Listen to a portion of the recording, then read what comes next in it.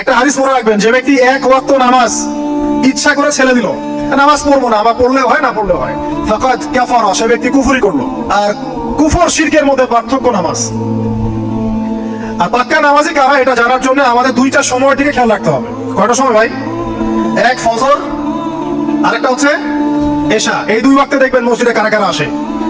নিজে নামাজ পড়বো ইনশাআল্লাহ, পরিবার বর্গকে পড়াবো, এবং আমার অধীনস্থ যারা আছে তাদের মাঝখানে নামাজটা কায়েম করবো ইনশাআল্লাহ। পারবো না? যদি আপনার সন্তান খুব আদরের কলিজার টুকরা হয়, নামাজ কালাম না পড়ে, ওকে মহব্বত করবেন, ছোটবেলা থেকে নামাজের ট্রেনিং দিবেন। 10 বছর বয়স হয়ে গেছে, নামাজ পড়ে না, নবী করিম সাল্লাল্লাহু আলাইহি ওয়াসাল্লাম বলেছেন তাকে পিটাইতে হবে। আল্লাহর নবী মুহাম্মদ সাল্লাল্লাহু আলাইহি ওয়াসাল্লাম কি দয়ালু মানুষ ছিলেন না কঠোর? বলেন। সেই দয়ালু মানুষটা তিনি বলছেন 7 বছর বয়সে সন্তানকে নামাজের আদেশ করবে, আর 10 বছর হয়ে গেছে নামাজ পড়ে না, ওকে পিটাবে। নবী করিম সাল্লাল্লাহু আলাইহি ওয়াসাল্লাম কি এখানে কঠোর হয়ে গেলেন? কেন এত তাকিদটা কেন? কারণ আল্লাহ নবী সাল্লাল্লাহু আলাইহি ওয়াসাল্লাম বলেছেন, মান তারাকা সালাতান মুতাআম্মিদান ফাকাদ কাফার। কেউ যদি ইচ্ছাকৃতভাবে নামাজটা ছেড়ে দেয় বা নামাজ অস্বীকার করে, সে ব্যক্তি কুফরি করলো। কি করলো? কুফরি করলে কেউ মুমিন থাকে? আচ্ছা, এখন দেখেন পরিস্থিতি, দেখেন মুসলিমদের মধ্য থেকে ব্যক্তি জীবন থেকে নামাজ কিন্তু চলে যাচ্ছে। বেশিরভাগ মানুষ নামাজ পড়ছে না। অতএব প্রথম মেহনত হওয়া কিসের উচিত? একটা হাদিস মনে রাখবেন, যে ব্যক্তি এক ওয়াক্ত নামাজ ইচ্ছা করে ছেড়ে দিল, নামাজ পড়বো না, আবার পড়লেও হয় না পড়লেও হয়, ফাকাদ কাফারা, সে ব্যক্তি কুফরি করলো। আর কুফর শিরকের মধ্যে পার্থক্য নামাজ আর পাক্কা নামাজি কারা, এটা জানার জন্য আমাদের দুইটা সময়ের দিকে খেয়াল রাখতে হবে। কয়টা সময় ভাই? এক ফজর, আরেকটা হচ্ছে এশা। এই দুই ওয়াক্তে দেখবেন মসজিদে কারা কারা আসে। তারাই হচ্ছে আল্লাহর জমিনের সবচেয়ে শ্রেষ্ঠ মানুষ। যারা ফজর আর এশার নামাজ জামাতে আদায় করে, এরা নিঃসন্দেহে মুনাফিক না, আলহামদুলিল্লাহ। কারণ আল্লাহ নবী বলেছেন, বলেন সাল্লাল্লাহু আলাইহি ওয়াসাল্লাম, মুনাফিকদের উপরে সবচেয়ে ভারী নামাজ হচ্ছে দুইটা। কয়টা? এক হচ্ছে ফজর, আরেকটা কি? এশা। তো 5 ওয়াক্ত নামাজ গুরুত্ব দিব, সবচেয়ে বেশি গুরুত্ব দিবেন কিসে? ফজর এবং এশা। এই ফরজ নামাজ যখন আপনি ঠিকঠাক করবেন, এখন মুসলমানের খাতায় নাম আছে। নামাজ ঠিকঠাক নাই, মুসলমানের খাতায় নাম নাই তো।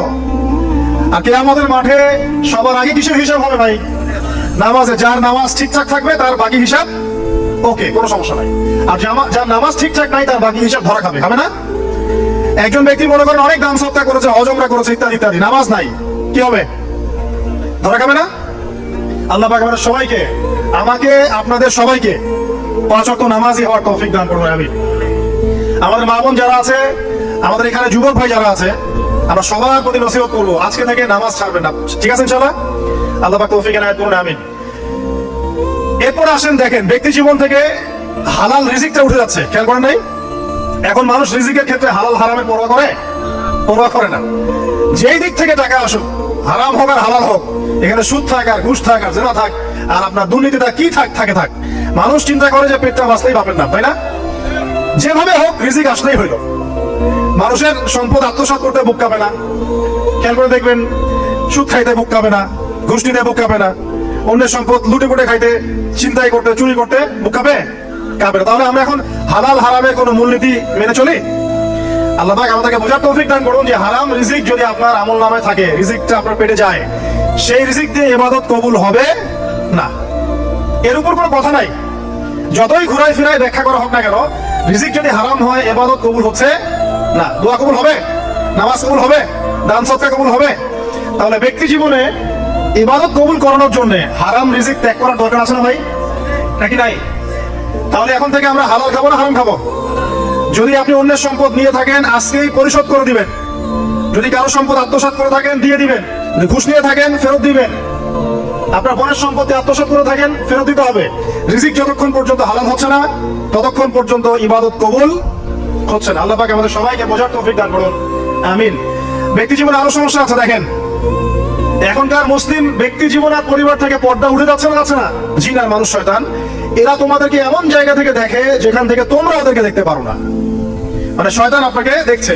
অতএব আদম সন্তানকে আল্লাহ পাক বলছেন, দেখো তোমাদের বাপ মাকে শয়তান কিন্তু জান্নাতে নগ্ন করে দিয়েছিল। দুনিয়াতে তোমরা যাচ্ছ, যাও, এখানে খেয়াল রেখো শয়তান যেন তোমাদেরকে ফিতনায় ফেলতে না পারে। তাহলে এখন আপনিই বলেন, দুনিয়াতে যে বা যারাই আমাদের কাপড় খুলে ফেলার সংস্কৃতি চালু করছে, এটা কার এজেন্ট বলেন? আর এটা কি নতুন কথা? নবী সাল্লাল্লাহু আলাইহি ওয়াসাল্লাম বলেছেন, শেষ জামানায় ছেলেরা মেয়েদের পোশাক পরবে আর মেয়েরা ছেলেদের পোশাক পরবে। হাদিসটা বানিয়ে বললাম?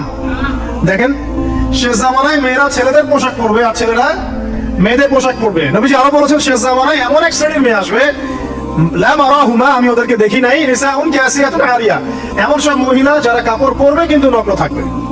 ব্যাখ্যা করতে হবে? ব্যাখ্যা করার দরকার আছে? মানুষ কাপড় পরেও কেমন করে নগ্ন থাকতে পারে, ব্যাখ্যা করতে হবে।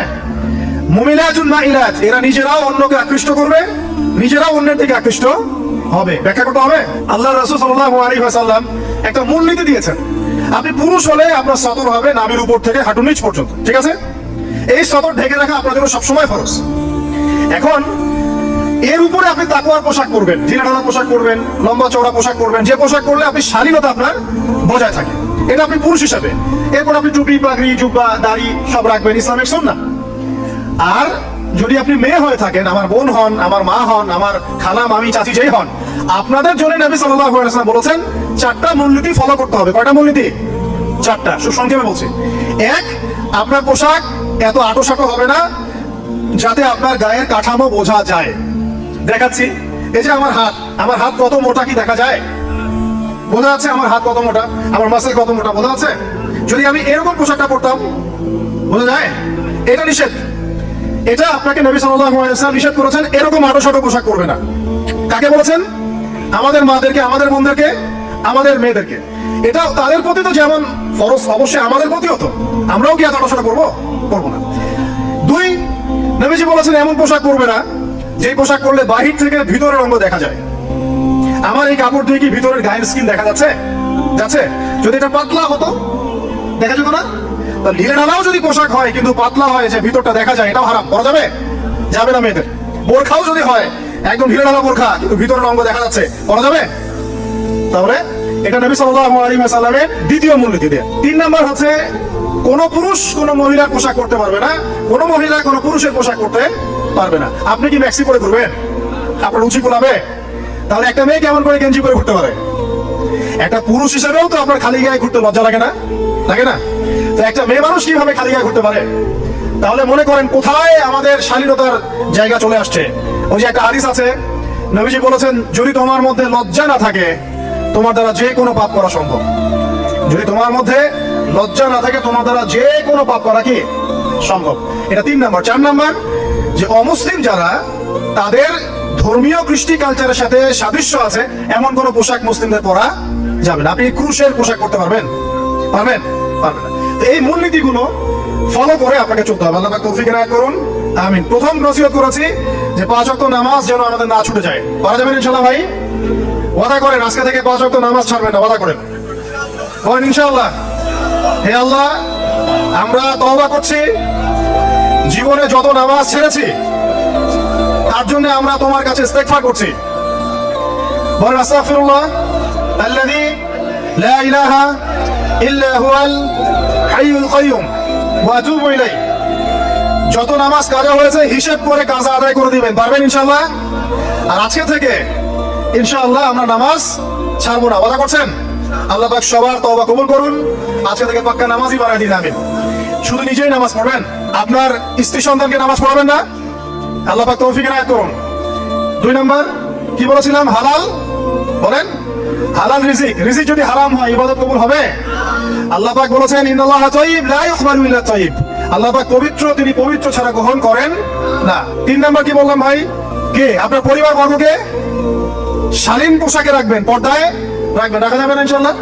এখানে কি আপনাকে কেউ বাধা দিবে? যে যাই বলুক না কেন, সারা দুনিয়ার মানুষ নগ্ন হয়ে ঘুরে ঘুরুক, আপনার পরিবারের কর্তা কে? আপনি না? আপনি আপনার পরিবারটাকে ঠিক করার চেষ্টা করুন। আল্লাহ পাক তৌফিক এনায়েত করুন, আমিন।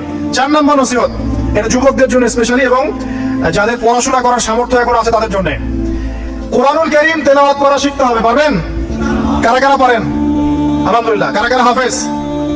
এই যে কমে গেছে। এবার বলি, কারা কারা অর্থ বুঝে কোরআন পড়েছেন? এই যে আরো কমে গেছে। কোরআন পড়তে হবে শুধু তোতা পাখির মতো নয়, আমার কথা বুঝেন। কোরআন তিলাওয়াত করলে প্রত্যেক হরফে 10 নেকি পাবেন, কোনো সমস্যা নাই, কিন্তু এতে করে কোরআনের সামগ্রিক হকটা আদায় হয় না। কথা কি বুঝতে পারছেন? আমি কি বলেছি কোরআন তেলাওয়াত করলে নাকি হবে না? এটা বললাম? কোরআন তেলাওয়াত করলে প্রত্যেক হরফে কয় নেকি হবে? 10 নেকি। কিন্তু কোরআন বোঝা, এর ভিতরে কি আছে, এই শিক্ষাগুলো কি আপনি পাবেন?